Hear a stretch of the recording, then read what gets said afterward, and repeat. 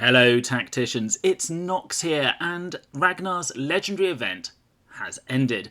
And as you can see, I've got Ragnar up to 4 red star and silver 2, so he is ready to take into the tournament arenas. But before I go any further, I just want to say my thank yous, and today they go to Raging Richard, Evanimal and Duoma. All of you have used my friend code and it is really very much appreciated, so thank you very much. So, Ragnar, what is he good for? Well, I am going to take him into the tournament arena just to see, but I don't think he's going to be making any waves there, although he will power up an already very powerful Ulf, who is used in the tournament arena quite a bit. I think this guy is going to be more at home in the guild raids and may become a staple as much as Morgan Ra, but whether that happens or not will really depend on how good he is against the Screamer Killer. However, apart from the Screamer Killer, he will be very useful against some of the other guild raid bosses. Just those 7 attacks, that extra pip of attack is really going to gain some use out of Eldrian's Doom passive. So I've got high hopes for Ragnar in the future. Speaking about the future, of course, we have the Adeptus Mechanicus. This weekend we'll see the start of the Motive Force event, where we'll start getting shards for Actus Fulgurosus on December 3rd. Then, later on in the month, on December 24th, we'll be able to have another legendary event, but this time it'll be for Magos Dominus Vitruvius Thanek.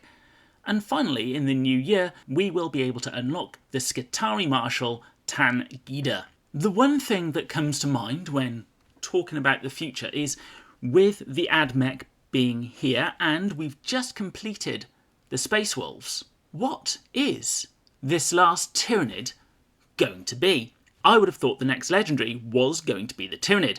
Are the Tyranids going to be another faction which won't have a legendary, or is it being put on hold due to unknown circumstances? The only thing that I know for certain is I personally need to work on my campaigns.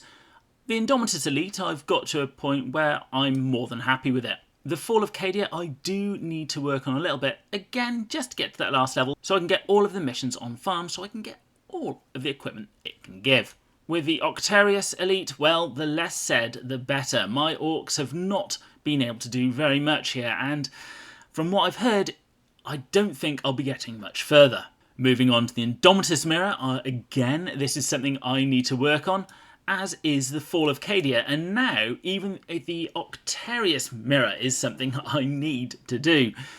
So, what I'm going to be working on for the next who knows how long is getting these elite campaigns either completed or very nearly completed.